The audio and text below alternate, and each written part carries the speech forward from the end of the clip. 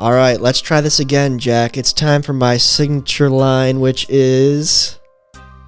I forgot. Oh my God, are you serious? Another week, Tuesday. another pod. Okay, we got one more word. Now we're at 2 words. Next week, we'll try to get to 3 words, huh? We'll try to get to 3 words next week.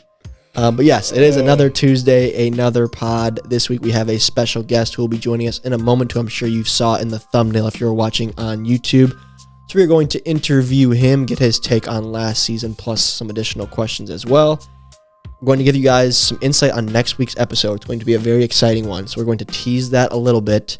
We have a cue of the day from a fan we're going to go over, and then we'll wrap up with talking about the NBA three-point contest between Steph and Curry and Sabrina that happened this last weekend. So that's the pod agenda for today. Yes, sir. Please join Jack and I in studio as well as our virtual guest and enjoy. And this is the Pipe It Up Podcast. Cue the intro.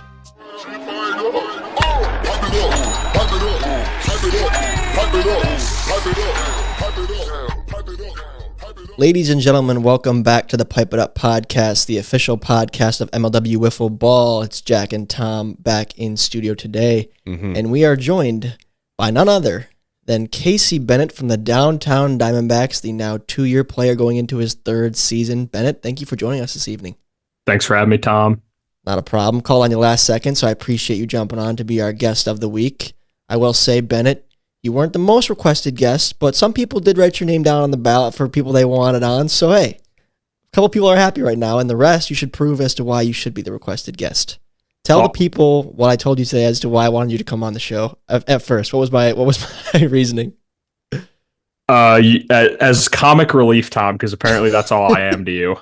Well, we almost had a multi-guest episode, so I was like, okay, Bennett, if we get this other person on first for the first 30 minutes, you can come in on the back half for comic relief. And he's like, is that all I am to you is comic relief? But in classic, most dedicated fashion, though, he did not hesitate. Exactly. And he agreed to come on regardless of his role. And this time he remembered that we operate in Eastern time at this company and not in Central time where he's at. So also something important to note. We are going to interview Bennett here, but before we do, I wanted to put a little something in all of your brains that we have now a lot more host-read ad slots open. So the host-read ads that you hear every week as an audio listener are no longer happening for Anchor. So if you have a wiffle ball league, you have a business you're starting, if you're a listener and you want to have something shouted out, now is the time to reach out for a very cheap host-read ad by Jack or myself to be put in the podcast, both in audio and in video form. And I will hook you guys up with it's not going to be a lot of money, first of all. It'll be very cheap. But an additional discount will come your way if you can send me your Pipe It Up listening numbers from last year. So if you're a dedicated fan, I'll knock that price like in half for you to get you on. I like that. You like that? We'll do a good job reading the ads, too. Yeah, we'll do a great job. We'll put our little flavor on it. Yeah. So keep that in mind if you are a Wiffle Ball League commissioner, player, or you have something else going on social media, whatever it may be, we'd be happy to promote it for you at a very low price on Pipe It Up. So now, Bennett, how's it going down there in Columbia, Missouri, a.k.a. Como, where you're going to school? Tom, I'm having a blast with the college life. Been staying busy, playing club baseball down here, intramural basketball, which I suck at. Been working on the athletic broadcast team, which I've been a cameraman for like the basketball, volleyball, gymnastics meets. It's been a lot of fun. This semester has been kind of a grind for me so far. My classes haven't really been that hard, but I'm on a cut diet, Tom. Oh, okay. We like that. We're big advocates of that around Slim here. Bennett. Yeah. So what's that look like for you every day? A lot of protein, not a lot of calories. Got to find a way to balance that. Is it a lot of red meat then? Oh, I have my beef. Yes, his beef.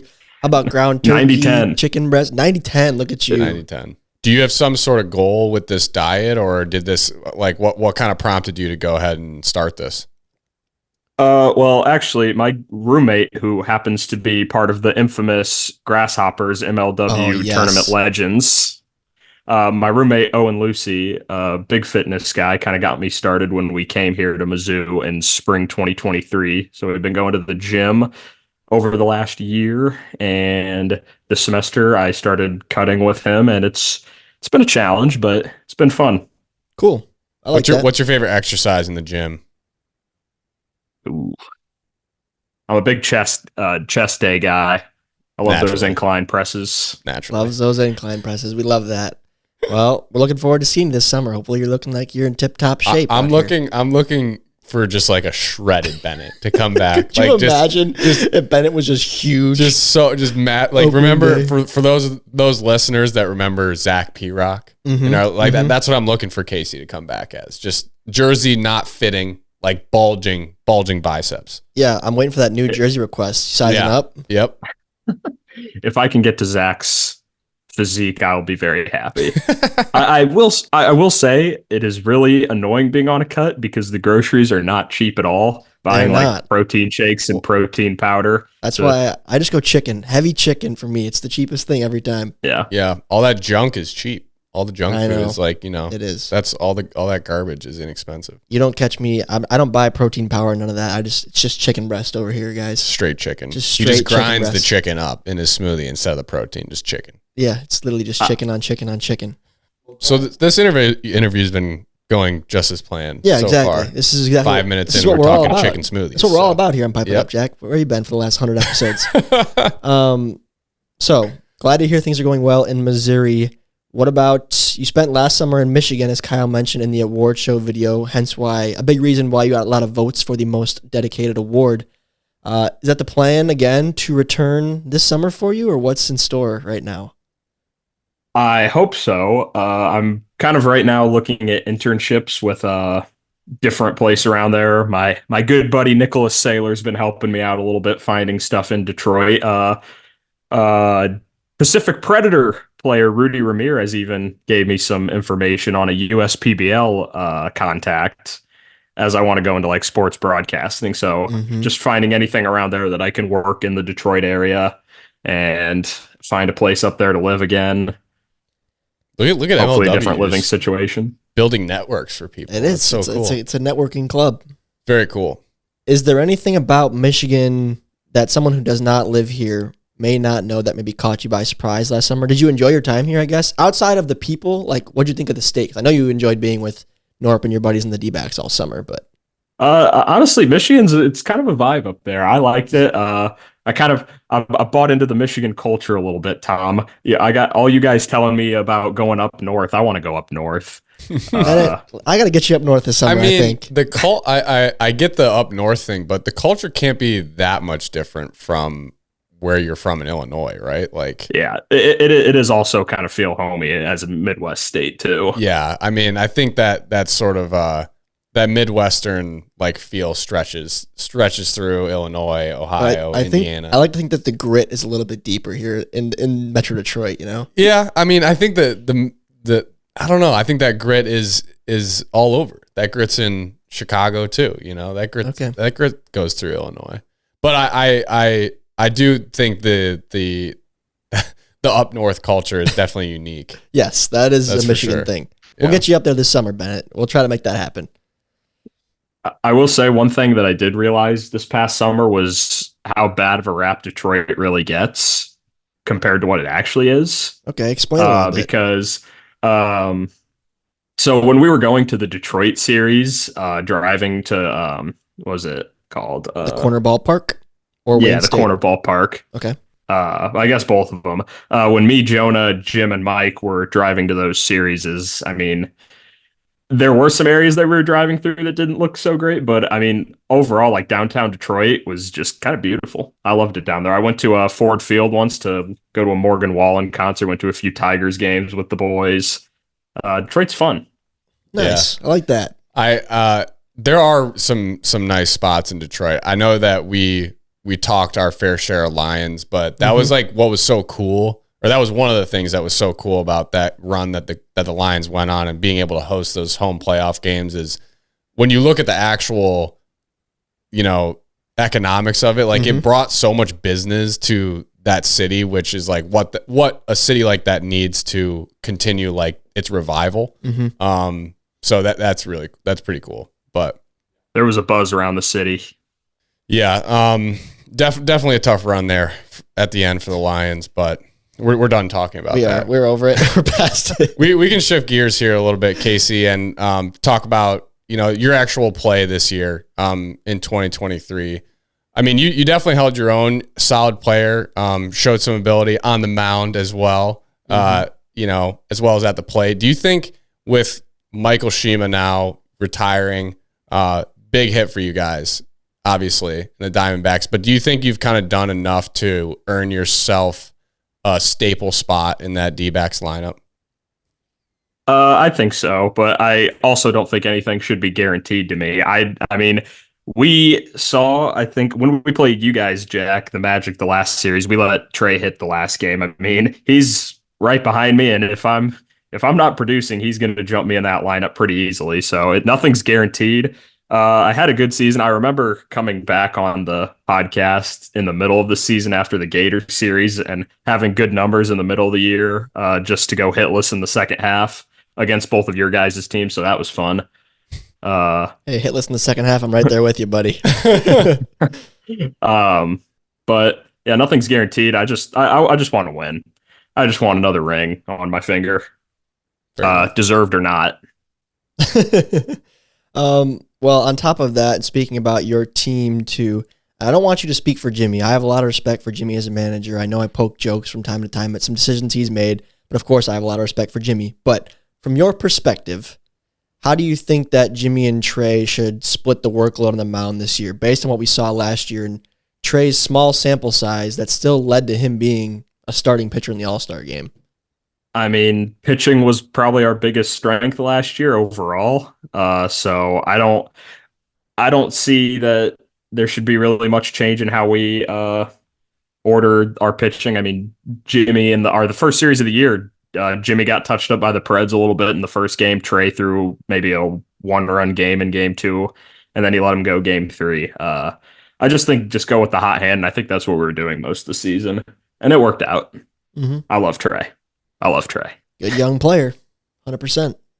We were talking a little bit offline there before we started recording about the World Series this year, Casey. I guess, like, what was your take on seeing us, come back on the Eagles after you played the Eagles, they beat you guys, beat the Mallards, they go up 2-0. Just like, what was your perspective as like a player inside the league, like watching that happen? I mean, we lost to the Eagles. We typically don't lose to the Eagles, which is kind of surprising to me just because how good I know Dallas is of a player and how much he really cares. Winning 3 games in a row against the Dallas Allen-led team. I mean, Daniel's the manager, but I mean... No, we get you. Dallas is kind of the talent, the center of talent. The talent, yeah. Winning 3 games in a row against the Dallas Allen-led team is kind of insane to me. I guess that's what I'll say. I was surprised. I mean, I'm getting texts from like Landon and Blade and Dallas, like when the Eagles are up 2-0, and I'm like, go finish a job, boys. Go for it. Oh, they were texting you during the series? Yeah, as my NL counterparts, no offense, Jack, I was for the Eagles. That's okay. I wanted the team that beat us to win it all. That's fair. So at least I could say that. That's fair.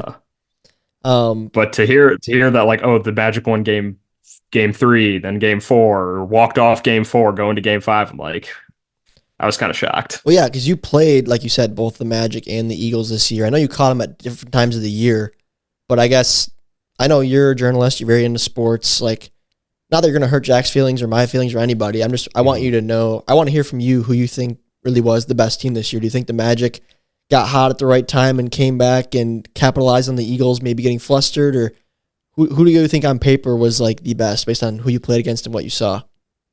That's a hard one for me to answer because I personally have never faced Dallas on the mound. Okay.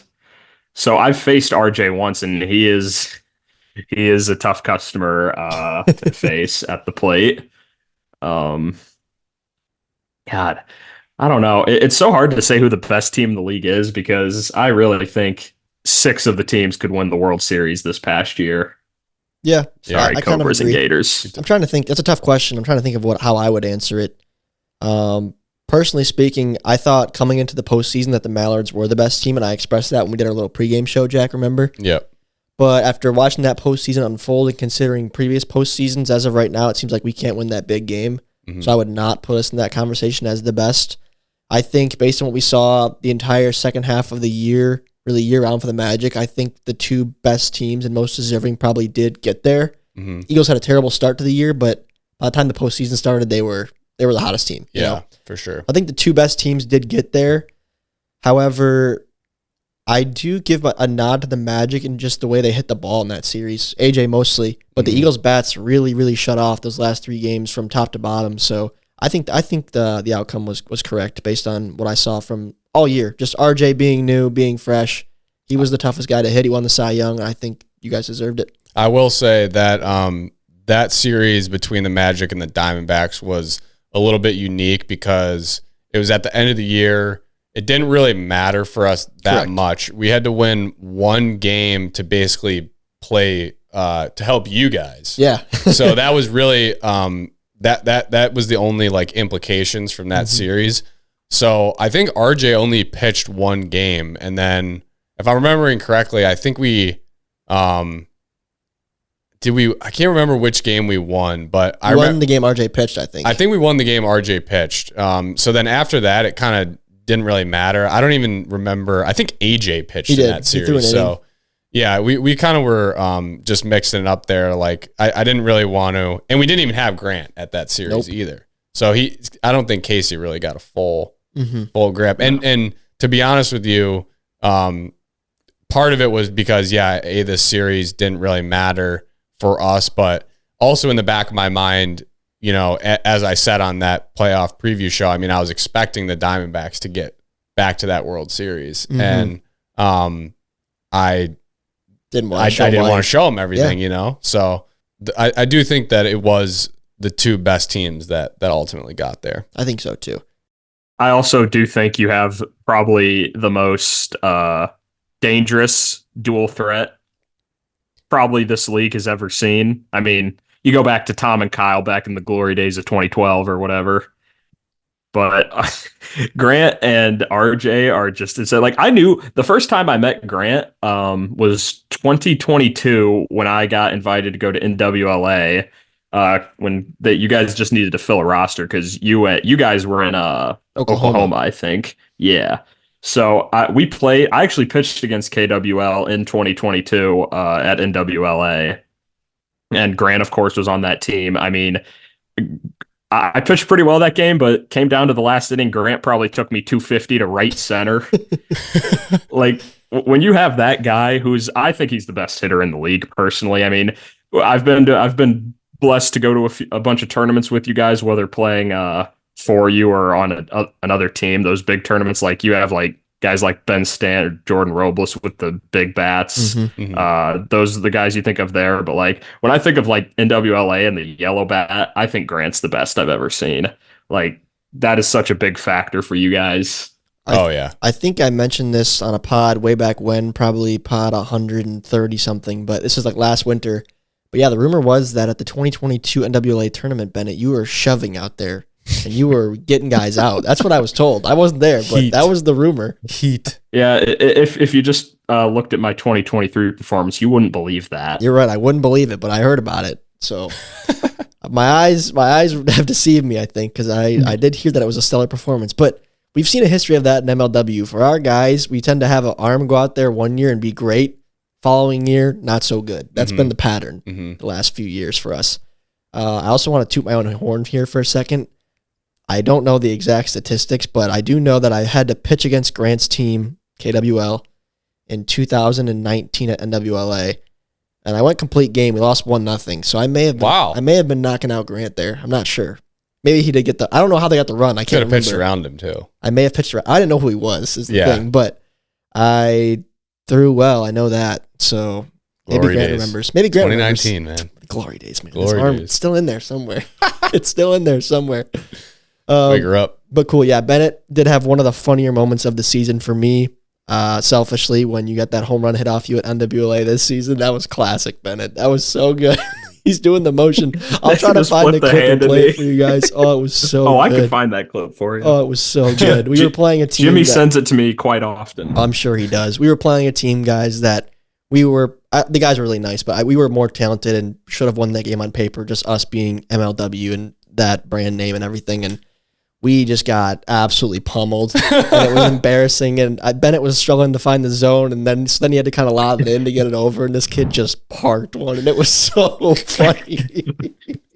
The game, to me, the game that we, I'm sorry.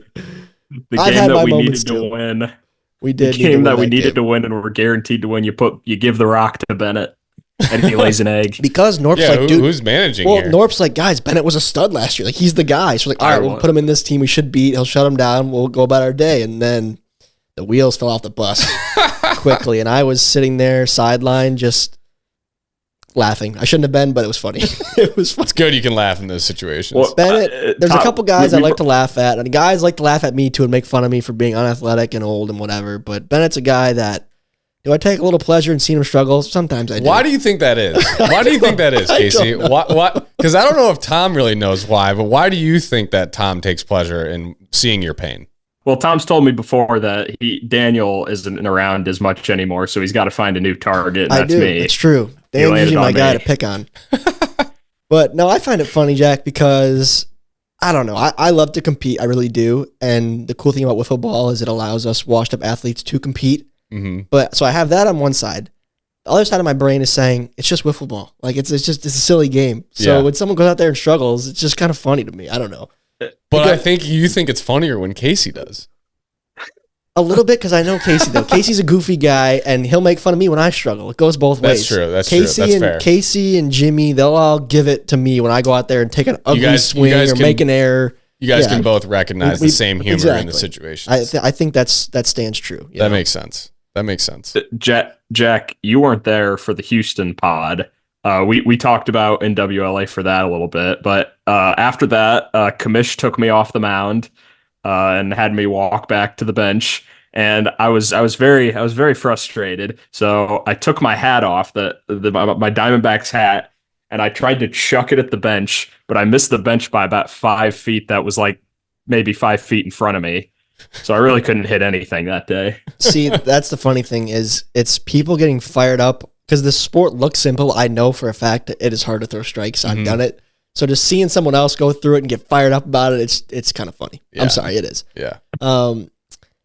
Bennett, I have one more question for you, if you don't mind. This is a cool one for you, I think. I think you'll like this. Because you are an aspiring sports journalist. As you mentioned, you're working up at Mizzou, doing some things right now to prepare yourself for that career. So knowing that and being in that position, and you being an avid follower of MLW, what is one story that if you could shed more light on from last season and write a piece on, what would that story be? What would you want to tell through the lens of Casey Bennett? Through the lens? I think the story that I would want to tell and point out is kind of almost a self-deprecating one. It's our series against you guys, Tom. And I think it was, this isn't a shot at Jimmy because it was kind of a team decision. Mm-hmm. But it probably, looking back, was one of the more poor decisions we could have made in the situation. But so we're playing game one against you guys last year. And we put Trey out in the first game. I think we lost that. We did lose that game. We got swept. And then you guys pull Jordan, and then Caden throws game two. And we're just trying to win one game. That series, I think, was the goal, and just try to not show you much. So that's why I pitched a game that series. But the problem was we threw me, the third option on the team, against Caden, when we really probably should have put Jimmy in to go against your guys' number two. I think I would go a little in depth on that and maybe criticize how, I guess, just how poor of a decision that was looking back. And yeah, just a little critical journalism there. That's cool. That's not what I thought you were going to say, so I do like that. And Jimmy actually mentioned that, Bennett, when we were at Wiffs. I'm not sure if you were there for that first night, but one of the questions that came from the crowd during the live Q&A was, like, what's the worst decision you've ever made as a manager before? And Jimmy mentioned that series, believe it or not. So yeah. I think it also weighs on him a little bit.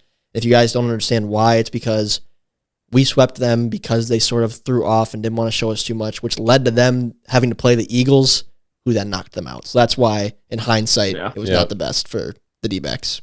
Makes sense. And we kind of made that decision twice because we eventually, I kind of had a bad first inning that game, and then we get the lead again going into the top of the third, I think.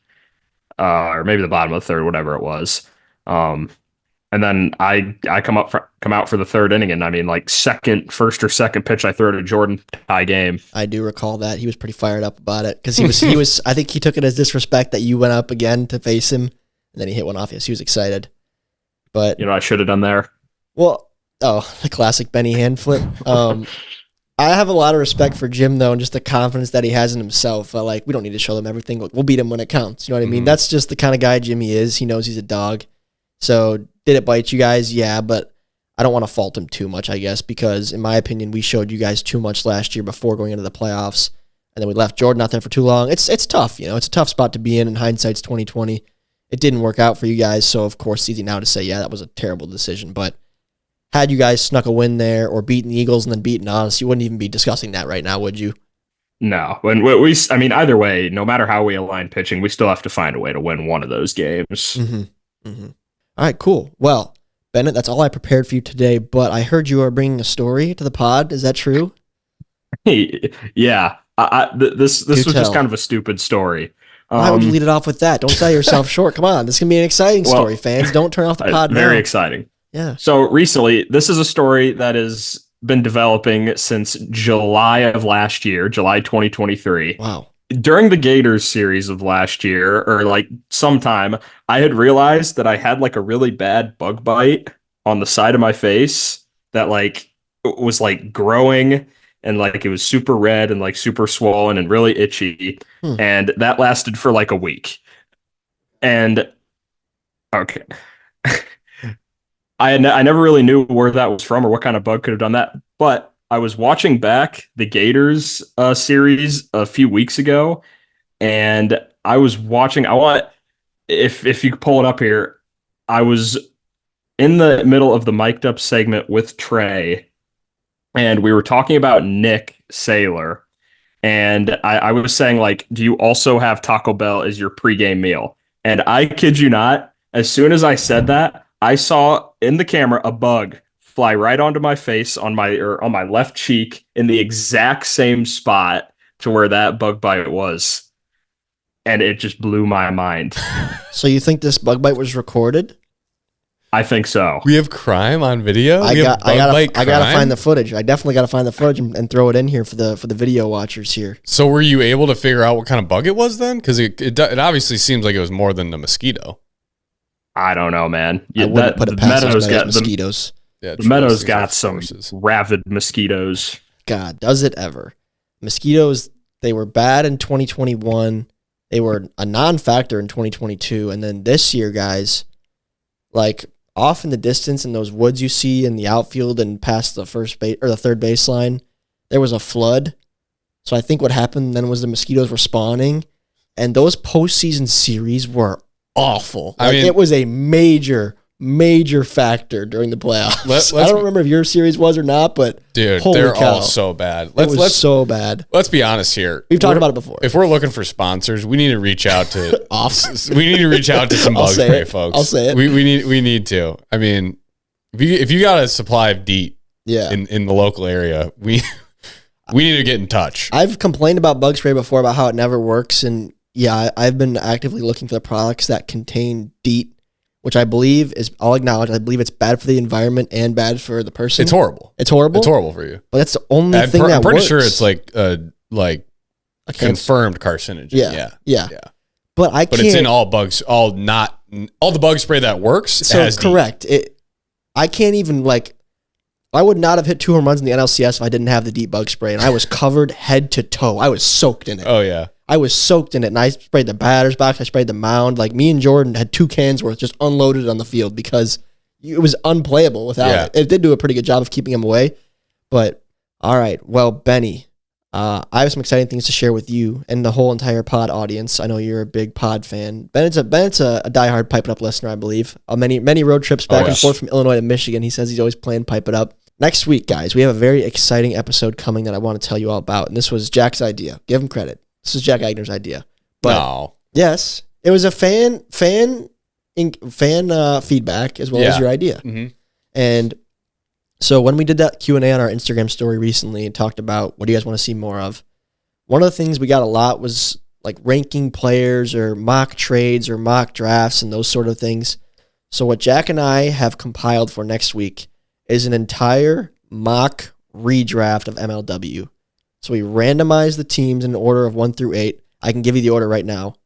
And then Jack picked for the AL teams. Yep. I picked for the NL teams. And we snake draft all the way through for a 5-man roster of each squad. Yep. So that's going to be the entire hour of next week's episode of Pipe It Up. And I think it's pretty cool to see who lands where and which players slid, which players went way earlier than you might suspect. And I think I randomized the teams, Jack, 1 through 4 on each side, and then meshed them. So it was AL, NL, AL, NL. So it was Cats, Mallards, Magic, D-backs, Cobras, Gators, Predators, Eagles. So that is the order for next week's draft. I will pop up the graphic right now. You will see the order of the draft. That will be next week's episode. I'm very excited for you guys all to hear it and to watch it. And it should be a pretty exciting little Pipe It Up excursion. I'm looking back at this draft board now. This is going to be a lot of fun. Casey Bennett. So out of 40 men selected, where do you think you went in the draft? I'm going to say I went... 40 guys in the... Wait, there's more than 40 players in the league, We only did 5. We only did 5 man per roster. team. Yeah. We did 5 rounds. Ooh. So there's some undrafted free agents that did not make the cut. I'm going to say I went 27th. Okay. Well, you'll have to tune in next week You'll to have to find tune out. in next week to see if Bennett went higher or lower than 27. Some of these teams... Slamming that I won't higher. spoil anything, but some of these Or teams are just so fun to imagine. The people playing with each other. Like, I don't know. This is going to be... I'm really excited for next week's episode. I can recall picking, and like it's my turn to pick, and sending Jack like, God, this blank team's gonna stink. It was like, this team's going to be a dumpster fire. It's hard. It's hard. Remind me of fantasy football a lot. Like, this round's gonna make or break you, and then I'm looking back 2 rounds later, like, man, this blank team is terrible. Yeah, I totally screwed up, but it'll be fun. A lot of fun. It'll be fun. So that's next week's episode. Did you snake it? We snaked it. We just snaked. Yep. 5-round snake draft, all 8 teams with all existing MLW players currently. That is. So that is next week's pod. Look forward to it. Don't miss it. Next Tuesday, 4 p.m. on YouTube. A little bit before that on Spotify and Apple. All right. Cue of the day this week. We are back with a fan question. It comes from Jordan. He is a multi-time Cue of the Day participant. So thank you, Jordan, for all your questions. We appreciate it very much. His question is, will we ever get Mark Schultz and Greg Kratch on the pod together? Have you considered having other less-known family members on to talk about their views of MLW, such as Tom and Jack plus their dads? Thank you for the question, Jordan. And I got to say, I love it. I love it too. I don't know why we haven't thought about, or maybe we have thought Mark about having Greg on though. We have. We've teased it, I think. We've teased it. Yeah. I may that have would be a texted him great, about it. that would be a great multi-guest episode. Well, sure. When I told Jordan, I responded to his DM and I said, I think the move there is for me to press record on everything down here and just kind of walk away. Yeah, just let it roll. And let him go. Yeah, just let it roll. Let Exactly. those two go. No questions. Just let it roll. It doesn't even need to be MLW related. I think it would just be entertaining to watch. Yeah. I think so. I think that would be a home run. Pun intended. I think they're both going to hear this right now. You're shaking your head, Bennett. You don't like it? No, I just have a Greg Kratch story. Oh, I would love to hear that in a second. But if they're hearing this, they probably are. I don't want to pressure you guys into it by any means, but if there's interest, we'll try to make that happen maybe prior to opening day this year. Yeah, try to make that happen. But if you guys are willing, come on. Let's hear your Greg story, Casey. So I had a very good time in Houston. Very glad I took the trip. This is for the Houston, Texas Rumble tournament, correct? Yeah. Good. Me and Dallas did some bonding as league mates that weekend. As both on MLW Red, always get the job done, of course. And as Euchre teammates against Mr. Greg Kratch and Mr. Mark Schultz. Let me tell you, Mr. Greg Kratch is a dirty, dirty player. Man, he's stealing the deal. That man will steal the deal. He stole the deal from me once, and I promise you, it never happened again after that. He's trying to take more points. You got to be on your toes around Greg. For those that don't know Euchre, whoever deals the hand out of the 4 players alternates every hand around in a circle.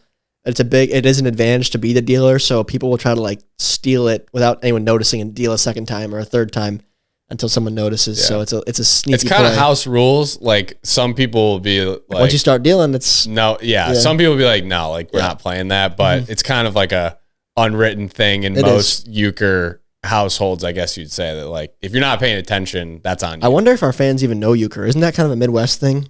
I think for the most part. I mean, I think we probably have a good chunk of fans that know, but definitely a good chunk that have no idea what we're talking about right now. It's a card game. You play with 4 people. It's a good game. I think it's a fantastic game. Yeah, fantastic. I love that. You love euchre? Oh yeah, I grew up playing. I think a lot of people that had families that like played cards in Michigan like know how to play euchre. So I like grew up playing. I feel like that was the game as a child for me when it was like, it was bedtime as a child. Like the adults are playing euchre. All right, kids. Oh yeah, let's go to bed. Time to go to bed. And then when I was in high school, I learned how to play it. But then you finally got old enough, and I was always like, once I had so many people playing it around me all the time, and I didn't know how to play for the longest time. And once I finally learned, I was like, wow, now I get why all these people just go crazy like playing this game. Like it's because it's so much fun. You know what I just thought about too is I wonder if kids nowadays are smarter, and like say you were a 7-year-old or an 8-year-old or a 10-year-old and you had access to a family iPad or smartphone, like you could just Google like how to play euchre and just watch a video and learn how. I taught, well, I didn't teach, but there was actually Mitchell Montagano, Ex-Magic player. Longtime listeners would know who that is, or longtime watchers. But I was trying to teach him how to play euchre, and it was verbally is kind of tough to do. Like we were in the car, and I'm trying to teach him how to do it. We were going up north, and I was like, we're going to be playing euchre up north. This is so Michigander right now. So up Michigander. North playing euchre. So we got a long drive up north. I'm like, dude, you download this app. That's how Euchre I learned. 3D. Just play the app. Exactly, you literally cannot make mistakes because it tells you like how to play and what to do. And we went up, and he literally was able to learn like in the car ride. And yeah, we played all weekend. That's how I learned too. I was playing. This is probably bad to say, but when school got kind of easier near the end of senior year in high school, I had the euchre app on my phone. I was just ripping it all day in class, learning how to play. It's my favorite thing to do when I don't prepare for plane ride and have enough to do on the plane. It's like the one app on my phone that's like a game. That's like the one. That's like the one. It's that and Retro Bowl. That's it. That's all I do on. I never got into Retro Bowl. I bet you a lot of our listeners play Retro Bowl. Retro Bowl. Oh, I've poured way too many hours into Retro Bowl. Have you? Oh, speaking of that, Jack, I know you're excited about this. The new NCAA game coming out. Oh yeah, you're gonna be investing in that. I would be. Although yesterday my PlayStation 4 was acting up. Well, that's why I asked, are you investing in this? Because when I texted my friends immediately, it was like, who's ready to spend $500 on a new console just to play this stupid game? Because I think we all kind of are. Yeah, I think we all kind of are. Talk about childhood. And there is no game, I don't think, that has made me rage more in a video game than that game. NCAA 14. Oh my gosh. But flip side of the coin, also, no game you've ever felt as much glory playing when you beat your friend. Glory, pun intended, maybe. Yeah. Road to glory, so much fun. Pun intended.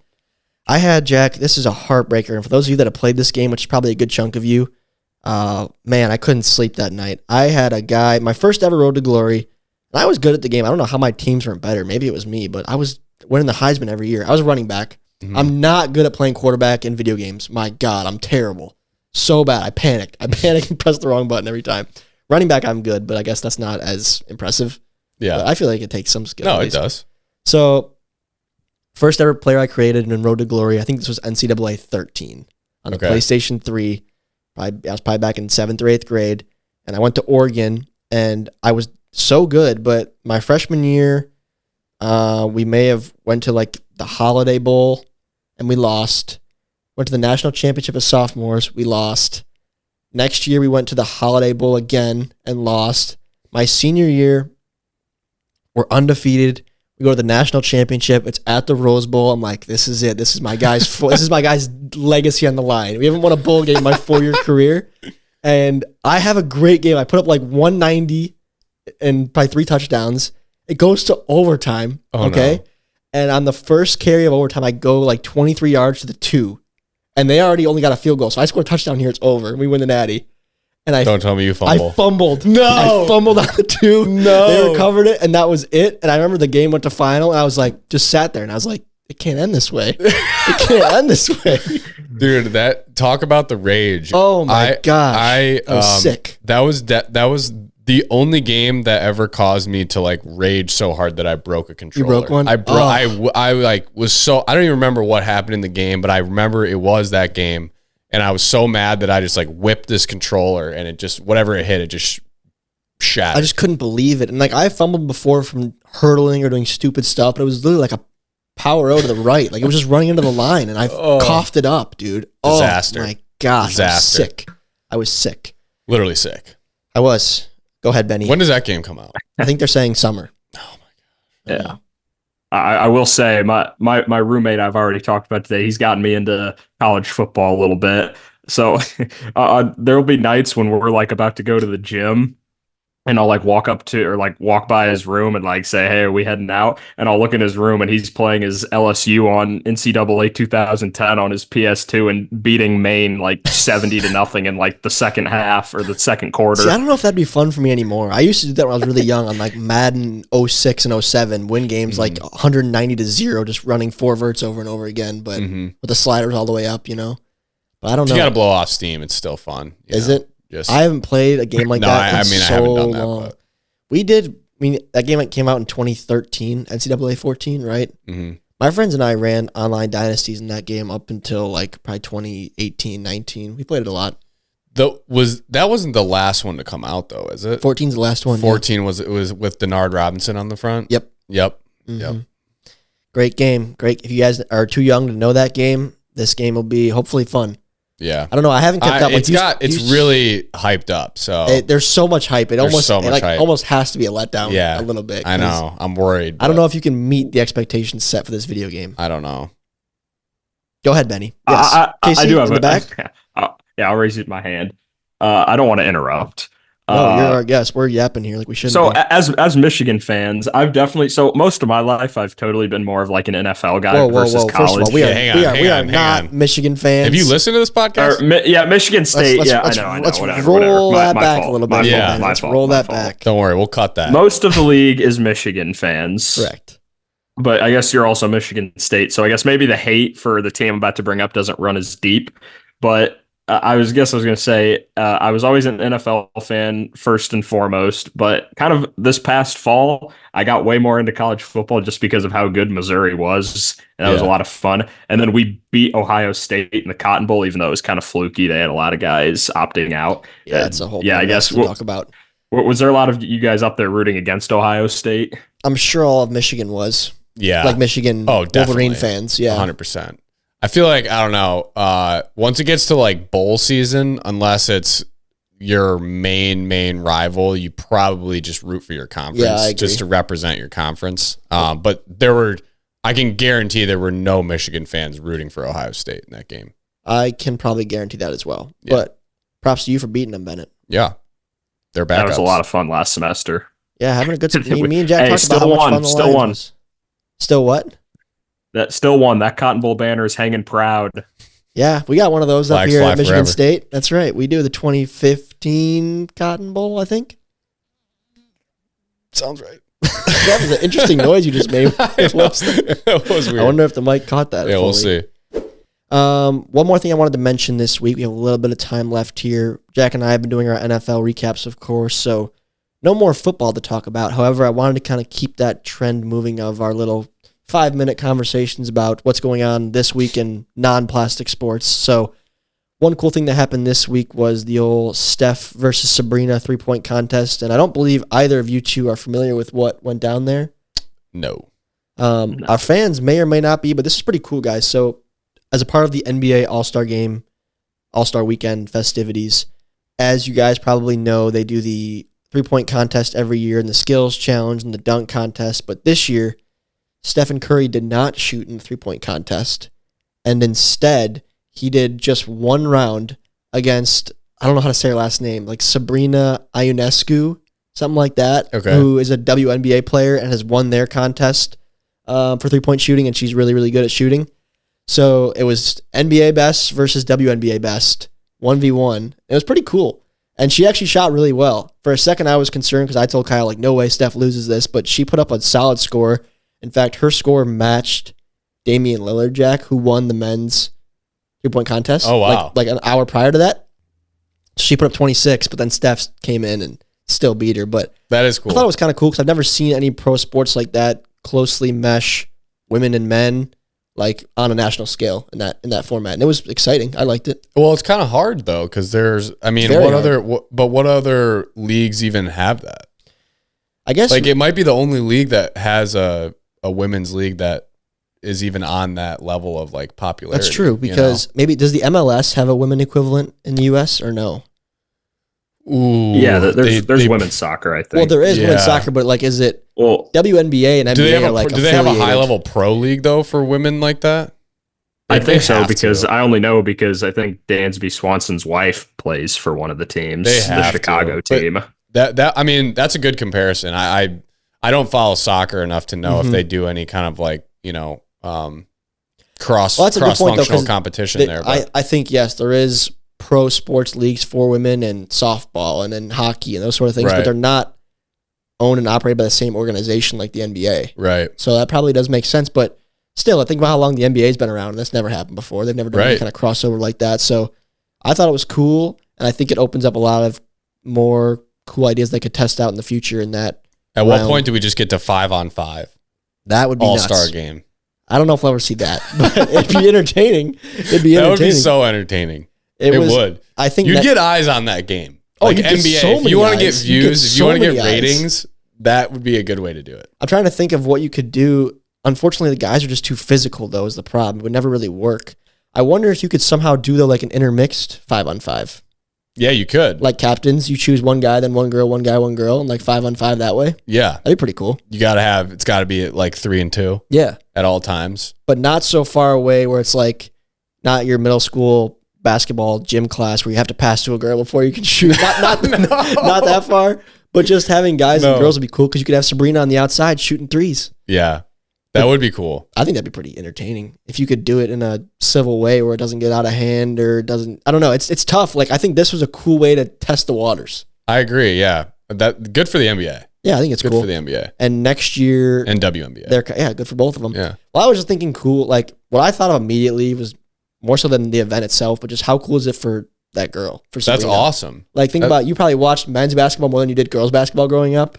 Oh yeah. And to go out there and shoot against Steph because she's younger. I think she graduated from Oregon like 3 or 4 years ago, probably. Right. So that'd be pretty sweet to go out there. You're saying she watched? Yeah. Like she grew up probably watching and idolizing Steph Curry. Right. To go out there and shoot against him and like give him a run for his money, it'd be so cool. Yeah, that's awesome. And I'm sure a lot of people were thinking the same thing as you. Like no shot. Like she gets anywhere close, but she put up the same number that Dame did, which is. That's awesome. Casey, you mentioned that you were playing pickup basketball. I think an important part of pickup basketball is knowing your role. What role do you have in your pickup games? Well, playing might be an overstatement. Oh. You're out there running around getting cardio. I step on the court. Yeah. Right. More than I could do. I will say, I can put the clamps on every now and then. Oh, defense. I can lock people up. Except you can foul this people, past week. I will foul out most games. You're a hack. I like that. Gritty. We were competing with this team that was supposed to be one of the better teams in our division. It was like we were losing like 26-23 at half, I think. And then all of a sudden at half, this guy that one of my teammates works with at a golf course, guy named Cam, like 6'7", kind of jacked, just comes in, and then we lose by 20. Yep. Yep, yeah. I think that'll do. That'll do it, Bennett. Yep. But hey, better than I could do. Me in basketball, I used to be so good at basketball, but when I was young, I used to shoot all the time at my driveway and at this. My dad used to work out, and I would go to the gym with him, and the gym had a gym like where you could shoot.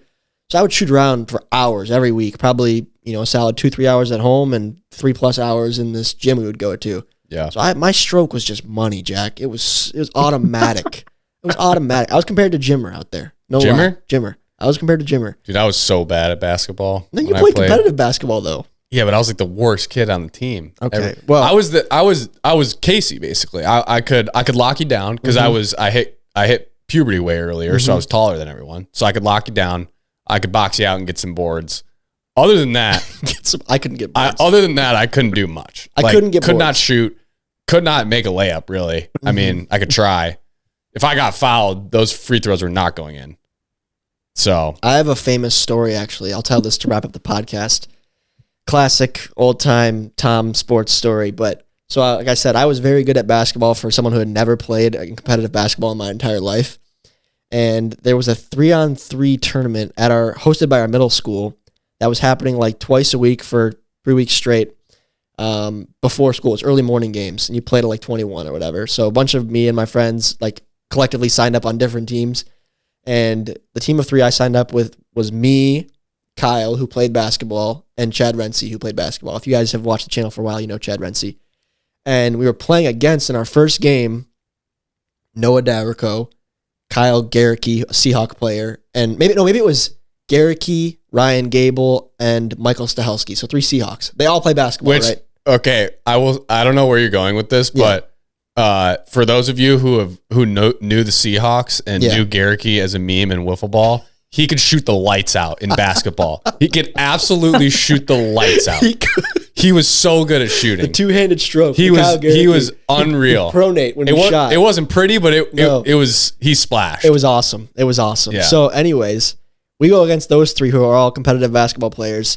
And I think even Chad maybe wasn't like a competitive player. He may have played like in a rec league, but didn't actually play, or Kyle actually played. And dude, we were rolling. I couldn't miss. We were beating them, and it was going so well.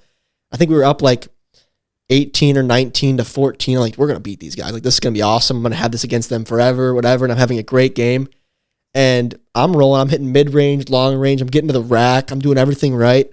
And at some point late in that game, like I said, we're up by 4 or 5 points, getting close to winning. This is game 1 of the whole thing. And I pump fake. I get Mike to jump. I drive to the hoop, and I somehow roll my ankle. Roll my ankle so bad. I had to go home from school. Yep. And I didn't have basketball shoes on. Maybe that's why. But it was embarrassing. They laughed at me, and we didn't get to win the game. So I could probably do an entire hour-long podcast telling rolled ankle stories. It was so only bad. Playing basketball. I literally had a easy layup to take us up. It was the dagger. It would have been the dagger layup. And rolled my ankle, fell to the ground, and it was just terrible. Just terrible. Ruined everything. I didn't play anymore. I think I actually played then the next week, but we lost the mojo, man. It would have been a special moment. And your gait was never the same after that. No, it wasn't. No.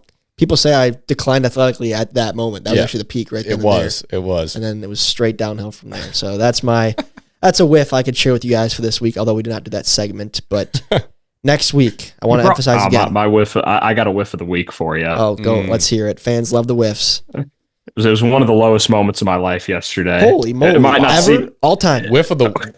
Well, probably whiff jokingly, of the life? but... Okay. Well, it was just a low moment. Okay, go ahead, share. It probably won't seem like much to other people, but as I said, I'm on a cut. So I've been put on Fiber One cereal in my ripe age of 20. Try to build up the fire for the day. I was filling up my bowl with Fiber cereal. I had laptop in hand watching the show. Don't watch it, kids. It's an adult show. So I'm walking over to my futon to sit down with a bowl of cereal in one hand and laptop in the other hand. And I go to sit. My futon's pretty low to the ground in my apartment. So I'm going to sit down. And as I'm sitting onto the futon kind of slips and slides away from me.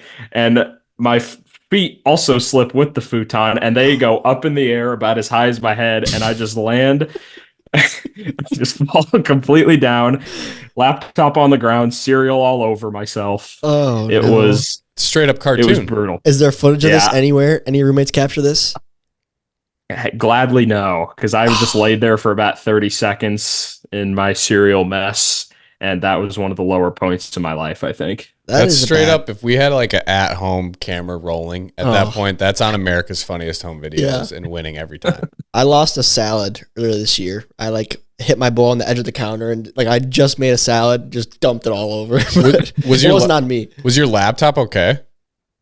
Yeah, my laptop was fine. I don't know if all I remember is it being on the ground. I don't know if I set it down. It all happened so fast. Total yard sale. Did your laptop get the fiber it needed for the day? I hope so. I sure didn't because I lost half of it to the floor. That sucks. That's just adding to the grocery bill. Yep. I did have to buy some Fiber One today. Had to restock on the Fiber One, huh? Okay. Long pod. Wrap. Got a wrap here. But I appreciate you coming on, Ben. Sorry we talked so much, but great to have you on, get your insight, and of course a little bit of comic relief as you promised to me, and I asked of you. But thank you guys for tuning in. Again, I want to emphasize that next week's pod is the mock redraft of MLW. It's going to be an exciting activity, so definitely tune into that one. But aside from that, we are all wrapped up. So thank you for listening. Jonah Heath played goalie for the hockey team at Central Michigan University. We will see you all next week. Pipe it up, pipe it up, pipe it up, pipe it up.